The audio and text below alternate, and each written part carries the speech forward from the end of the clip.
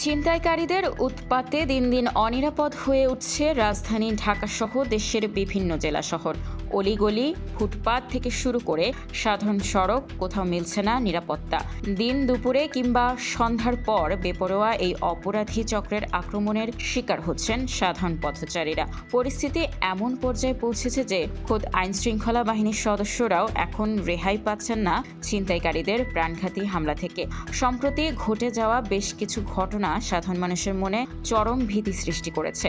গত রোববার সকালে একমাত্র মেয়েকে নিয়ে রিকশায় বাড়ি ফিরছিলেন সোহেলি ইসলাম নামের এক নারী। সোহরাওয়ার্দী হাসপাতালের সামনে মোটর বাইকে আসা দুই ছিনতাইকারী তার ভ্যানিটি ব্যাগ ধরে টান দিলে চলন্ত রিকশা থেকে পড়ে যান তিনি। মাথায় গুরুতর আঘাত পেয়ে টানা 4 দিন চিকিৎসাধীন থাকার পর গত বৃহস্পতিবার মৃত্যুর কোলে ঢলে পড়েন এই নারী।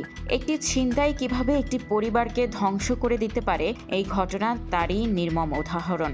এখানেই শেষ নয়। গত বৃহস্পতিবার দিবাগত রাতে শেরেবাংলা নগরের জিয়া উদ্যান এলাকায় একটি অটোরিকশা ছিনতাইয়ের সময় বাধা দেওয়ায় পুলিশের ওপরই ধারালো অস্ত্র নিয়ে চড়াও হয় ছিনতাইকারীরা। তাদের ছুরিকাঘাতে গুরুতর আহত হন এসআই শামসুজ্জোহা এবং কনস্টেবল হৃদয় বড়ুয়া। যদিও পরে রাজু আহমেদ কালু এবং রকি নামের দুই ছিনতাইকারীকে গ্রেপ্তার করেছে পুলিশ।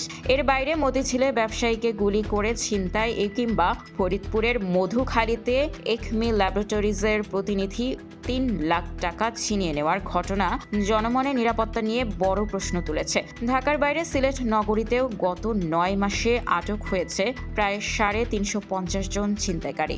ঢাকা মহানগর পুলিশের অপরাধ পরিসংখ্যান বলছে, চলতি বছরের ফেব্রুয়ারি থেকে মে এই 4 মাসে রাজধানীতে ছিনতাইয়ের মামলা হয়েছে 116টি, আর দস্যুতার মামলা হয়েছে 136টি। তবে ভুক্তভোগীরা বলছেন প্রকৃত ঘটনার সংখ্যা এর চেয়ে কয়েক গুণ বেশি, কারণ অনেকেই থানায় ঝামেলা এড়াতে মামলা করতে চায় না। অবশ্য ডিএমপির মিডিয়া বিভাগের উপকমিশনার NM নাসিরউদ্দিন জানিয়েছেন, ছিনতাই প্রতিরোধে গুরুত্বপূর্ণ পয়েন্টগুলোতে সিসি ক্যামেরা পর্যবেক্ষণ, সাদা পোশাকে পুলিশি তৎপরতা এবং মোটরসাইকেল টহল জোরদার করা হয়েছে। পুলিশি তৎপরতা বাড়ালেও সাধারণ মানুষের আস্থা ফেরানোই এখন বড় চ্যালেঞ্জ।